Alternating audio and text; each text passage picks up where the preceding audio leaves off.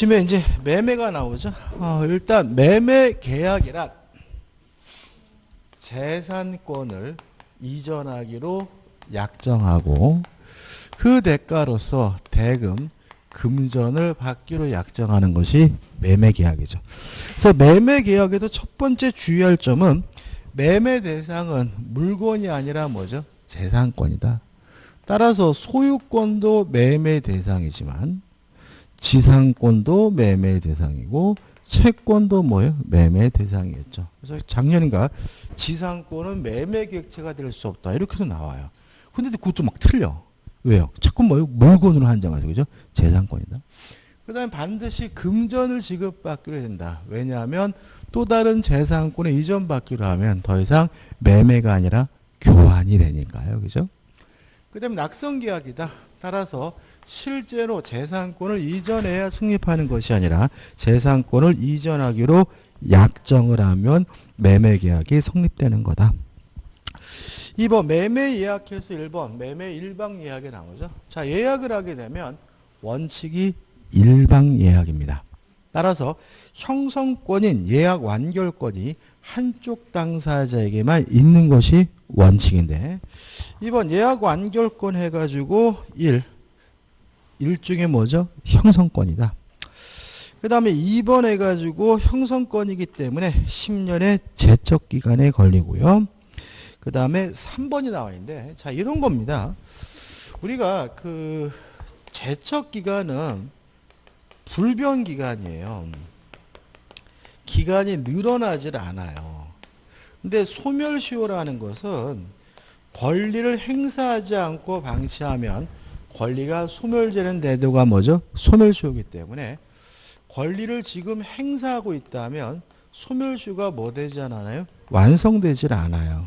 그래서 예를 들어 가지고 매수인의 등기 청구권은 채권적 청구권이어서 소멸시효에 걸리지 하지만 매수인이 계속해서 점유하고 있다면 자신의 권리를 뭐하고 있는 거예요? 행사하고 있는 것이니까 소멸시효 걸리지 않는다. 기억나죠? 그러니까 소멸시효는 어떻게 해요? 기간이 늘어나요.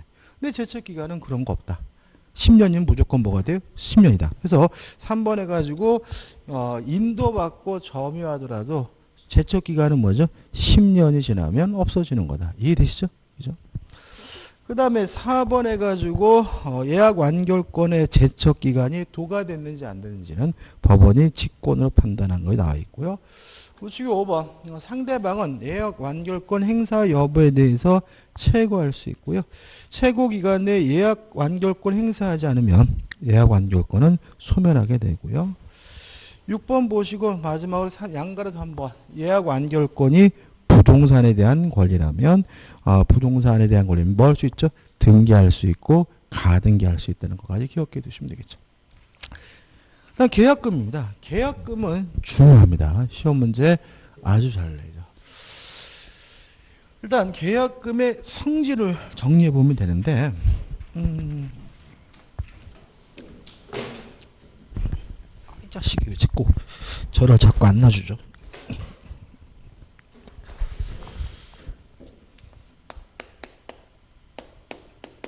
계약금의 성질 내지는 역할인데 물론 계약은 요물계약이죠. 실제로 지급해야 성립되는 요물계약이고 매매계약이 주된 계약이라면 계약금 계약은 뭐죠? 종된 계약이다. 뭐 이거는 뭐 설명드려야 되고 일단 계약금은 첫째 증약금으로서의 성질을 갖습니다. 증약금이라는 말은 계약이 체결됐음을 증거하는 증거금이란 뜻이고요. 이 증약금적 성질은 모든 계약금의 공통된 성질이에요. 따라서 계약금이 수수가 되면 반드시 무슨 성질은 떠요?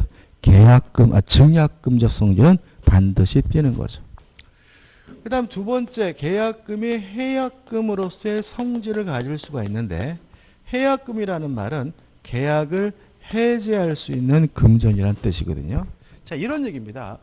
매매 계약을 하면서 계약금을 안 줬어요.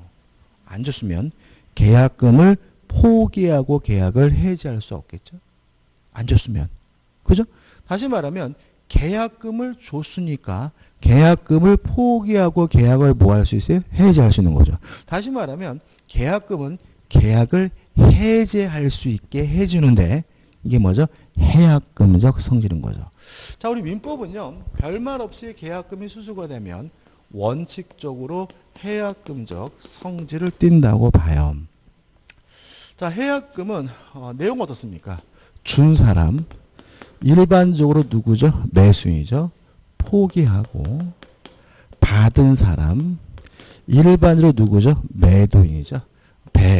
2배를 상환함으로써 해약금을 이유로 해제하는 것이 가능한데 해약금에 의한 해제는 아무 때나 할 수 있는 것은 아니고 이행 착수 전까지만 할 수 있고요. 이행 착수 시기에 대해서 우리 판례는 뭐로 보죠? 중도금 지급으로 봅니다. 따라서 중도금이 지급되기 전까지만 해약금을 이유로 계약을 해제할 수가 있는데 해지하게 되면 계약이 소급해서 무효가 된다, 실효가 된다는 점은 일반적 해제와 같아요. 다만 원상회복 문제가 발생하지 않습니다. 왜요? 이 착수라는 말이 뭐예요? 시작이란 말이잖아요. 그러니까 이행을 시작조차 않았으니까 이행한 것이 없으니까 뭐가 원상회복 문제 발생하지 않고요. 또 손해배상 문제도 발생하지 않습니다. 왜냐하면 해약금에 의한 해제는 채무불이행이 아니니까요. 그 다음에 여기서 좀 생각해 볼 것은 뭐냐면 이행 착수 전까지 중도금을 지급하면 해약금을 이루 계약을 해지할 수 있는데 두 가지를 좀 조심하시는데 첫째, 이행기가 도래할 필요가 없다. 두 번째, 일부 이행만으로도 충분하다. 자, 예를 들어서 땅을 샀어요. 땅을 사는 땅값이 2배가 올랐어요. 예를 들어서 땡큐죠. 아싸적이죠. 근데 가만 생각해 보니까 매도인이 계약금의 배액을 상환하고 계약을 해지할까 봐 무서워요. 그죠? 2배 올랐으니까. 그러면 저는 해약금을 이유로 해지를 못하게 막으려면 뭘 하면 되죠? 중도금을 주면 되잖아요. 근데 중도금을 주기로 한 날이 이달 말일이에요. 아직 안 됐어요. 미리 줘도 돼요. 다시 말하면 이행기가 도래할 필요가 없어요. 중도금을 줘야 되는데 중도금이 얼마냐면 1억이에요. 근데 통장 탈탈 털어보니까 1,000만 원밖에 없어요. 1,000만 원만 줘도 돼요. 일부 이행도 뭐 충분한 거예요. 이게 왜 그러냐면 시작이라는 말이기 때문에 그래요. 그러니까 이게 이행을 완료하기 전까지가 아니라 이행 시작 전까지잖아요. 그러니까 다시 말하면 중도금을 다 주는 게 아니라 중도금을 일부만 주는 것도 뭐가 되는 거예요? 이행의 시작이니까 더 이상 해약금을 이유로 계약을 뭐 할 수 없어요? 해제할 수 없다는 것이 우리 판례 입장이에요. 그 다음에 또 하나 생각해 볼 것은 뭐냐 하면 요 받은 사람은 준 사람은 포기하고 받은 사람은 배액을 상환하고 계약을 해지할 수 있다는 의미는 계약금액만큼 손해를 입어야 계약을 해지할 수 있다는 의미가 되잖아요. 이해되시나요? 예를 들어서 계약금이 얼마를 줬냐면 3천만 원을 줬어요. 그러면 준 사람은 포기하면 얼마를 손해봐야 해약금을 이렇게 계약을 해지할 수 있어요? 3천만 원. 받은 사람은 2배를 돌려주란 말은 얼마를 손해봐야 해지할 수 있어요? 3천만 원인 거죠. 그죠? 왜냐하면 3천만 원 받았으니까 2배를 줘야 3천만 원 손해보는 거잖아요. 그래서 우리가 준 사람은 포기하고 받은 사람은 배액을 상환하고 계약을 해지할 수 있다는 말은 계약 금액만큼 손해를 부담해야 입어야 비로소 계약을 해지할 수 있다는 얘기인데 여기서 조심할 것은 뭐냐면 약정한 계약금이라는 거예요. 약정한 계약금. 한번 생각해 보세요. 자, 계약금을 3천만 원 주기로 했어요. 근데 만약에 2천만 원만 지급했어요. 계약금 계약 성립했어요, 안 했어요? 안 한 거죠. 왜냐하면 계약금 계약은 뭐예요? 요물 계약이기 때문에 실제로 계약금이 뭐가 돼요? 지급돼야 성립돼요. 그래서 일부만 지급한 것은 계약금 계약이 성립되지 않는 게 원칙이에요. 무슨 말 아시겠어요? 그죠? 근데 문제는 만약에 지금 2천만 원을 지급하고 나중에 추가로 1천만 원을 지급하기로 약정을 했어요. 별도로. 그러면 이거는 유효한 겁니다.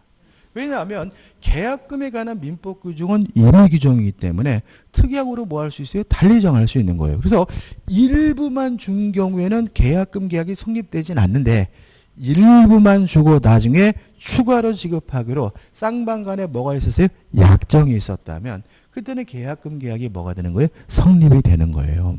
그럼 여기 생각해 보자고요. 자, 2천만 원을 주고 1천만 원을 지급하기로 했어요. 지금 현재 2천만 원만 지급한 상태예요. 그러면 매수인은 2천만 원만 포기하고 계약을 해지할 수 있을까요? 아니라는 거예요. 우리 판례에 따른다면 손해봐야 될 계약금은 약정한 계약금인 거예요. 그래서 얼마를 손해봐야 되는 거예요? 3천만 원. 그러니까 준 사람은 2천만 원에다 1천만 원을 추가로 줘야 해약금을 유로 계약을 뭐 할 수 있는 거예요? 해지할 수가 있는 거예요. 이해되시죠? 그죠? 그러면 받은 사람은 4천만 원을 돌려주면 될까요? 분쟁 많이 생긴다 여기서. 지금 얼마밖에 안 받았어요? 2천만 원밖에. 그럼 받은 사람은 얼마를 돌려줘야 계약금을 유로 계약을 해지할 수 있는 거예요? 5천원을 돌려줘야 되는 거예요. 왜냐하면 약정한 계약금에만큼 손해봐야 돼. 그러니까 이거를 6천을 돌려주면 안 되죠. 왜냐면 이 사람은 2천밖에 안 받았는데 6천 돌려주면 얼마 손해봤어요? 4천만 원. 세상에 나는 계약금도 덜 받았는데 손해를 더 받는다. 이건 말이 안 되는 거잖아요. 그래서 실제로 일부만 지급되기로 약정했다면 그 계약금 계약도 뭐죠? 유효한데 다만 약정한 계약 금액만큼 손해를 봐야 계약금을 이유로 계약을 뭐 할 수 있어요? 해지할 수 있다. 이렇게 되는 거 조심하세요. 그러니까 아까 항상 문제되는 게 뭐예요? 가계약금인 거예요. 그러니까 이게 이런 거잖아요. 별말 없이 그래 계약금 제가 3천만 원 하는데 오늘은 그냥 1천만 원만 입금하고 가계약금으로 1천만 원만 주고 나중에 2천만 원 드릴게요. 이런 식으로 계약을 했다가 송사 심할 일이 굉장히 많습니다. 그거는 결국은 1천만 원만 포기하는 게 아니라 얼마를 줘야 돼요? 2천만 원 추가로 줘야 계약을 해지할 수 있는 거니까 계약을 해지한다 그러면은 그쪽에서 어떻게 해요? 2천만 원 더 달라고 소송이 들어올 수 있어요. 항상 계약은 뭐 해야 돼요? 조심하셔야 됩니다. 항상 조심하셔야 돼요. 송사에 휘달리고 그래가지고 막 패가 망신하는 분. 그 1천만 원, 2천만 원 아끼려다가 그냥 재판까지 하고 그런 경우가 많아요. 저번 주 누가 어떤 분이 또 질문하셨던데. 그러니까 가계약이라는 것도 항상 뭐 하셔야 돼요? 조심하셔야 됩니다. 그시죠? 그 다음에 계약금이 위약금으로서의 성질을 띨 수가 있어요.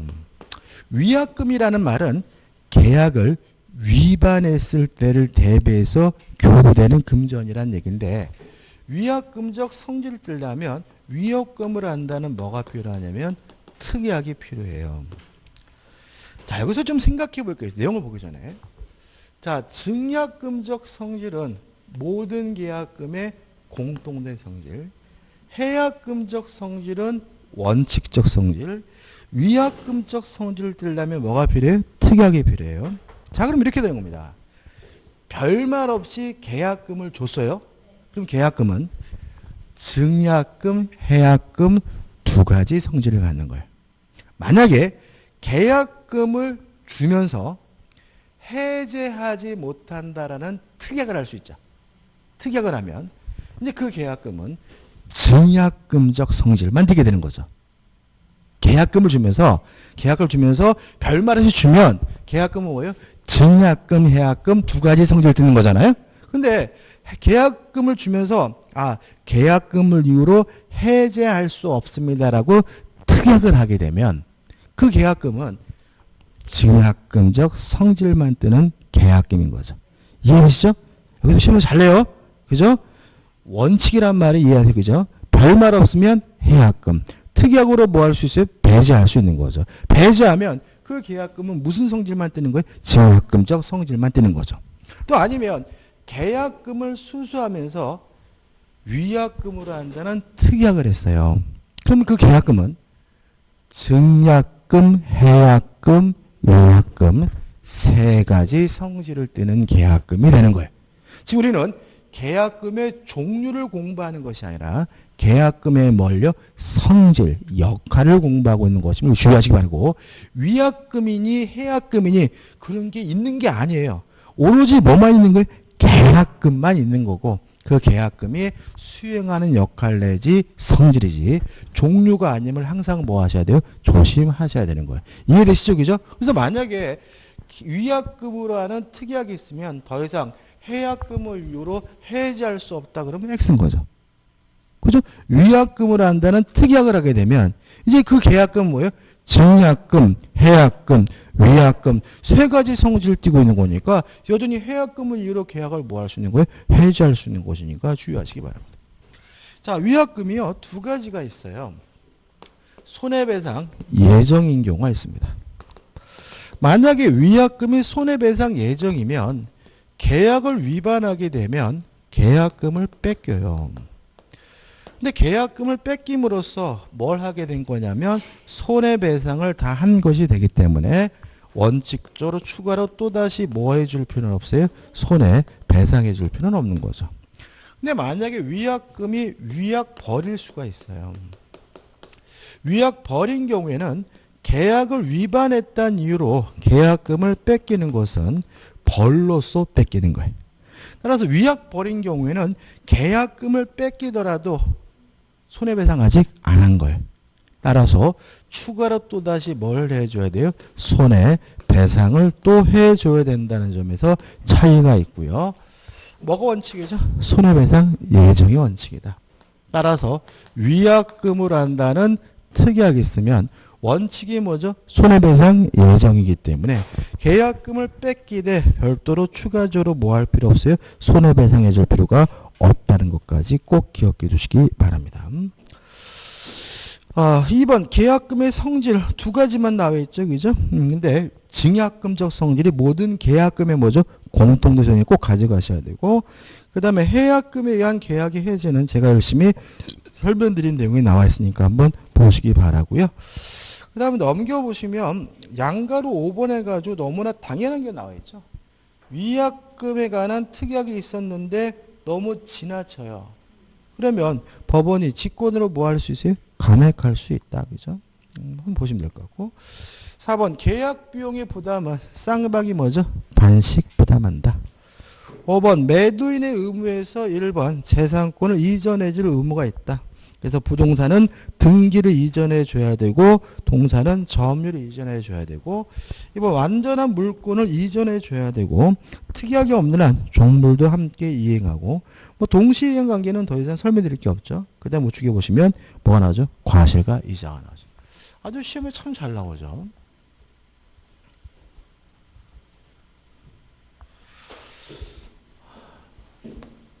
매매 계약 후에요.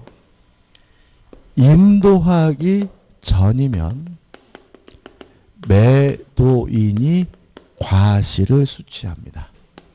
그 대신 대금에 대해서 이자를 달라고 뭐 할 수 없어요? 청구할 수 없습니다. 인도 후에는 매수인이 과실을 수취합니다. 그 대신 대금을 지급하지 않았다면 이자를 뭘 해야 돼요? 지급해야 됩니다. 이것도 아까 위험부담처럼 등기가 아니라 뭘 기준으로 해요? 인도예요. 등기가 아니라 뭐죠? 인도를 기준하고, 그 다음 우리 판례는 예외를 인정하고 있죠. 만약에 인도받기 전이라도 대금 지급을 완납을 하면 그때는 매수인이 과실을 수취하죠. 따라서 매수인이 과실을 수취하는 방법은 둘 중에 한 가지 방법을 취해야 돼요. 인도를 받든지 대금 지급을 완납하든지. 인도받지도 않았고 대금 지급도 완납하지 않았다면 매수인은 과실을 수취하지 못한다는 거 잊지 마시기 바랍니다. 그 다음 6번 매수인의 의무. 1번 대금 지급 시기. 매매계약은 쌍무계약이죠. 쌍방의 의무는 동시행 관계니까 쌍방의 채무는 동일한 기한이 있는 것으로 추정을 하고요. 2번 대금 지급 장소는 원칙적으로 매도인의 주소지입니다. 이게 어떤 의미를 갖냐면 대금 지급 장소는 매도인의 주소지라는 말은 대금 지급 비용을 매수인이 부담한다는 의미가 돼요.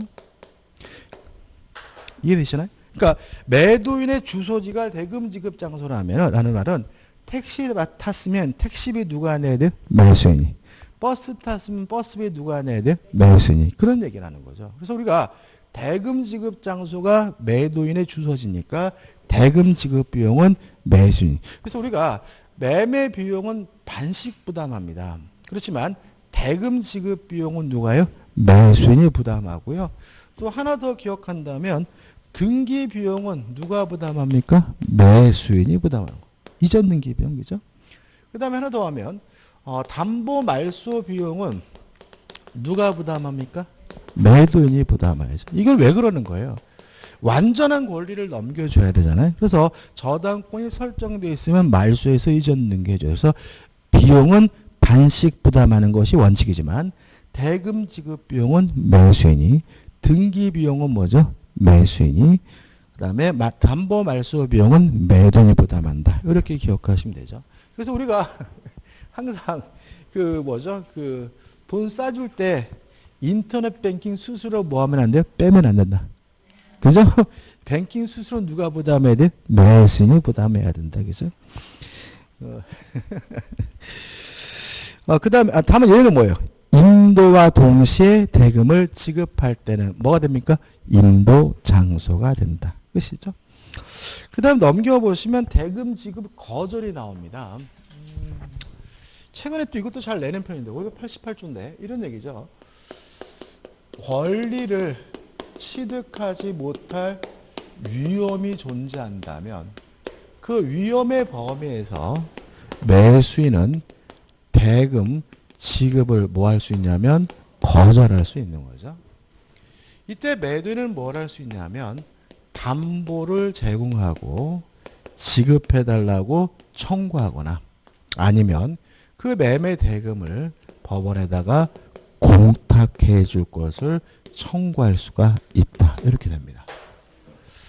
자, 매수인이 대금을 지급해야 되는데요. 누가 권리를 주장하는 사람이 나타났어요. 그래서 꼼짝없이 뭐죠? 불안해요. 그러면 어떻게 해요? 대금 못 주겠다라고 뭐 할 수 있죠? 거절할 수 있고요. 이때 매도인은 담보를 제공해주고 대금을 청구하거나 아니면 그 매매 대금을 법원에다가 공탁해달라고 뭐 할 수 있죠? 요구할 수 있다는 것까지 정리하면 되겠죠. 그 다음 7번부터 이제 뭐가 나오죠? 담보 책임이 나오는데 시작하면 좀 시간이 많이 걸리니까 일치 쉽게 쉬었다가 보도록 하겠습니다.